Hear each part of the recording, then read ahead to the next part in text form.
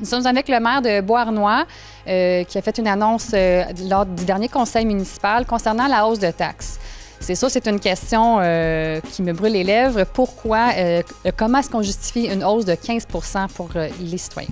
En fait, la hausse de 15 se justifie par l'administration des dernières années où on a donné des réductions de taxes tout en augmentant les dépenses. Donc, mon cours de comptabilité 101 me dit qu'à un moment donné, tu te ramasses avec un déficit. C'est effectivement ce avec quoi nous nous sommes ramassés au cours des dernières années. On se fiait sur la vente de terrains pour lesquels nous avons déjà des emprunts, mais pour boucler le budget. Donc, et je parle uniquement du budget d'exploitation. Donc, à partir de ce moment-là, c'est clair que c'était pour nous rattraper et nous sommes à la croisée des chemins. Donc, nous n'avons pas eu d'autre choix que d'arriver vraiment avec une hausse de taxes qui est fort substantielle, j'en conviens, mais qui était absolument nécessaire et avec laquelle, justement, nous avons pris d'autres mesures pour être capables de quand même contenir nos coûts. Vous dites que le maire qui était là, votre prédécesseur, avait laissé la ville dans un bon état. C'est ce que lui annonçait et la situation en est autrement. Comment est-ce que vous expliquez cette divergence? En fait, c'est qu'on a mis dans des surplus libres des surplus qui auraient dû être affectés. Lors de la vente des terrains d'IKEA, qui ont rapporté 15 millions, ces montants-là ont été mis dans des surplus libres, alors qu'ils auraient dû être dans des surplus affectés, pour lesquels, justement, on aurait dû procéder à des remboursements d'une partie de l'emprunt de 30 millions qui avait été fait pour le parc industriel. Ce n'est pas comme ça que été administré par l'ensemble des intervenants dans le dossier et aujourd'hui, justement, nous devons appliquer des correctifs. D'ailleurs, nous avons reçu une lettre du commissaire aux plaintes suite à une plainte citoyenne qui a été reçue à Québec et pour laquelle le commissaire nous somme d'entreprendre des correctifs à ce niveau-là. Donc, est-ce qu'il y a possibilité de reculer quant aux 15 % Je sais que Rigaud l'avait fait, il y avait eu une mobilisation citoyenne par rapport à une hausse de 10 % Ils ont dû reculer. Est-ce que c'est quelque chose d'envisageable? Ce n'est pas envisageable à cette étape-ci. Encore une fois, il faut relativiser les choses, là. En 2013, le compte de taxe pour la maison moyenne, là, était le taux de taxe était à 92 sous pour une maison qui valait 195 000 $. Aujourd'hui, la maison vaut 225 000 $ avec un taux de 83 sous, ce qui fait une augmentation de 155 $ pour 6 ans.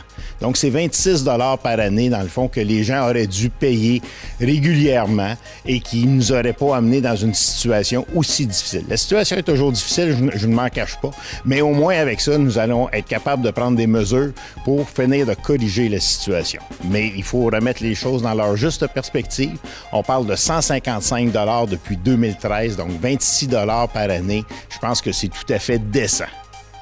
Puis en faisant une augmentation pour l'année 2019 de 15 % est-ce qu'on envisage une hausse quand même assez importante par la suite ou là, on va se trouver à rattraper un peu ce qui a été laissé aller?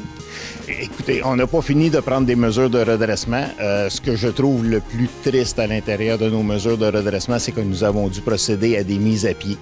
On a coupé 18 postes dans l'administration municipale, dont 8 avaient encore des titulaires parce que tout au long de l'année, les postes qui avaient été prévus certains postes n'ont pas été pourvus. Par contre, en fin d'année, on n'y arrivait pas et malheureusement, il y a 8 personnes à qui nous leur avons mentionné que nous aurions une fin d'emploi avec eux au 31 janvier 2019. Ce sont des employés à quel niveau? Ce sont des employés qui étaient particulièrement au niveau des cols blancs. Et au niveau des cadres aussi. Donc, c'est les deux principaux endroits où on a dû faire des coupes, malheureusement. Quel impact ça va avoir sur l'administration, sur le roulement de la ville? Bien, écoutez, c'est sûr qu'au niveau des services, quand tu as moins de personnel, évidemment, tu donnes moins de services, mais au niveau du citoyen, on ne devrait pas avoir de contraintes à ce niveau-là.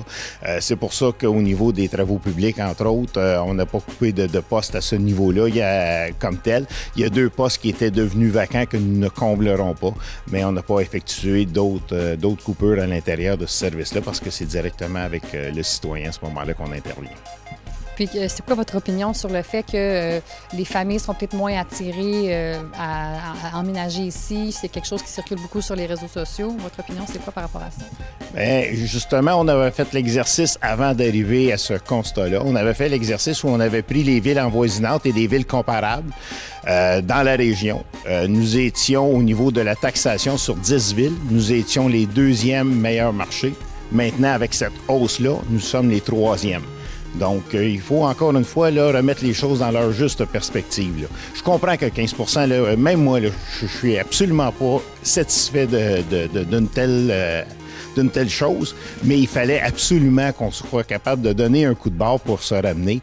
Et quand on remet les choses, encore une fois, comme je vous dis, dans leur juste perspective, nous allons être les troisièmes meilleur marché au niveau de la taxation parmi les 10 villes avoisinantes, là, et autant de celles qui sont plus grosses que ceux qui sont de niveau égal à la nôtre.